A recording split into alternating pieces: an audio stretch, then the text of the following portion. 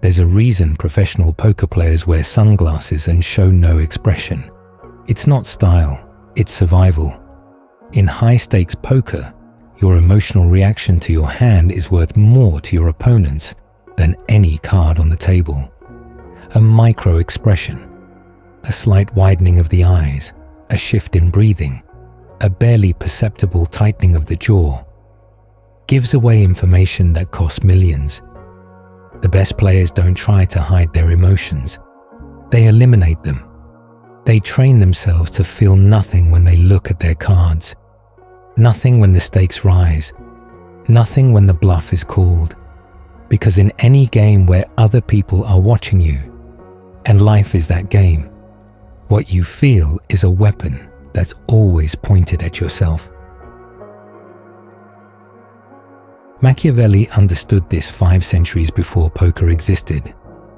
He wrote that everyone sees what you appear to be, and almost no one experiences what you really are. That line isn't about deception. It's about control. Control of the surface. Control of what you give people access to. Control of the single most exploitable thing you own, your emotional state. The person who masters that surface doesn't need to be the smartest person in any room. They just need to be the least readable.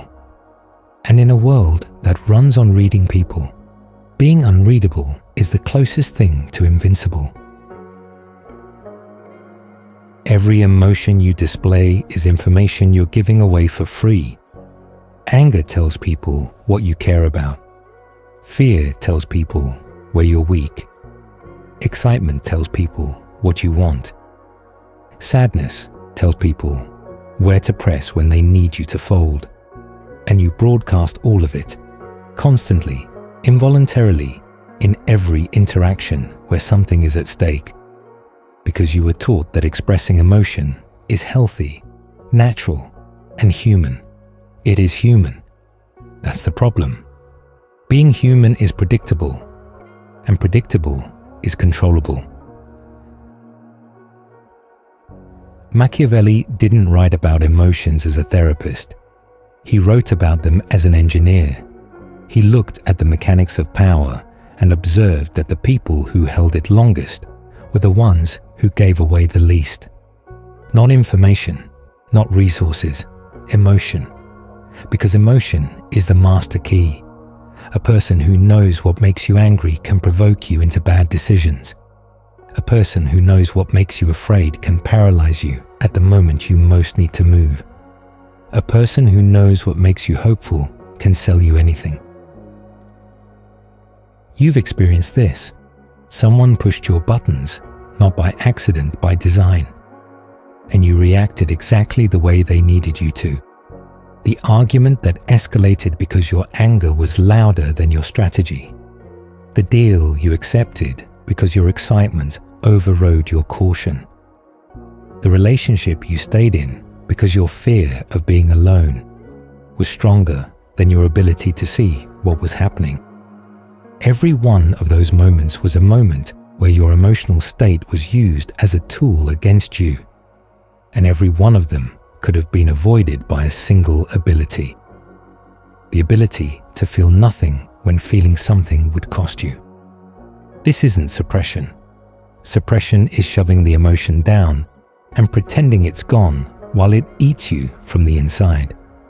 That's weakness wearing a mask of strength. What Machiavelli is describing, and what every person who operates at the highest level understands, is something different. It's observation without obedience. The emotion arrives, you feel it, you register it, and then you make a choice. Does this serve me right now, or does it serve the person watching me? If it serves you, use it. Display it strategically. Let them see exactly what you want them to see. If it doesn't serve you, it doesn't reach your face, it doesn't enter your voice, it doesn't shape a single decision. It exists inside you and goes absolutely nowhere. That's not cold, that's architecture. You're building a surface that you control instead of living on a surface that controls you. And the difference between those two states is the difference between a person who navigates power and a person who is navigated by it. The unreadable person changes the physics of every room they enter. Watch what happens when someone can't be read.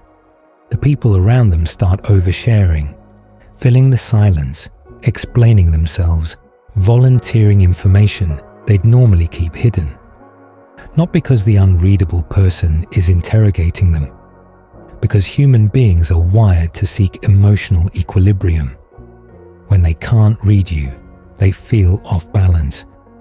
And people who feel off balance compensate by giving you more of themselves, their position, their concerns, their fears, hoping to trigger a response that will tell them where they stand. You give them nothing, and the nothing draws out everything. Machiavelli observed this in every political dynamic he studied.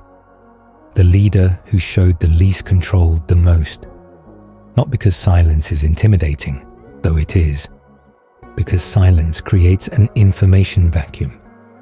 And people fill vacuums with the truth they were trying to hide. Your blankness becomes the most effective interrogation tool in existence. You don't ask for the information. You create the conditions where it's offered to you voluntarily. Every negotiation, every conflict, every relationship where power is in play, the person who shows less wins more. Not by being manipulative, by being disciplined enough to let the other person's emotions do the work while theirs do nothing at all. The hardest part of this isn't the technique, it's what it requires you to give up. The comfort of being seen, the relief of expressing what you feel, the validation that comes from someone recognizing your emotional state and responding to it. That's what keeps most people reactive. Not weakness, but the need to be met. The need to show anger and have someone acknowledge it. The need to display pain and have someone care. The need to feel something and have the world reflect it back. That need is the chain. Machiavelli would tell you to cut it, not because connection doesn't matter, but because a person who needs emotional reflection from the world has given the world a permanent handle on their behavior. Pull the handle and the person follows, every time, without exception. The person who cuts that chain, who learns to hold their emotional state entirely inside themselves, unreflected, unvalidated, unseen. That person becomes something most people will never encounter. A person who can't be moved. A person who can't be read. A person who can't be steered by their own feelings or anyone else's. Machiavelli didn't write for good people or bad people. He wrote for effective people. People who wanted to operate in the world as it is, not as they wished it were. And the world, as it is, runs on emotion. Markets crash because of fear. Wars start because of pride. Empires fall because of overconfidence. Careers collapse because of a single moment of uncontrolled anger. Relationships are destroyed by reactions that took 3 seconds and created damage that lasted years. All of it, every catastrophe, every loss, every moment where someone's life pivoted in the wrong direction, traces back to a feeling that wasn't controlled, an emotion that was allowed to drive when it should have been locked in the passenger seat. The person who feels nothing in those moments doesn't avoid catastrophe because they're lucky. They avoid it because they removed the only thing that causes it. The feeling, the reaction, the uncontrolled, unfiltered, involuntary response that turns a manageable situation into a disaster.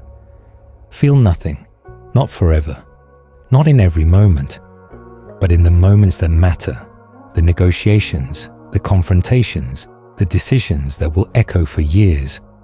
Feel nothing, show nothing, give away nothing.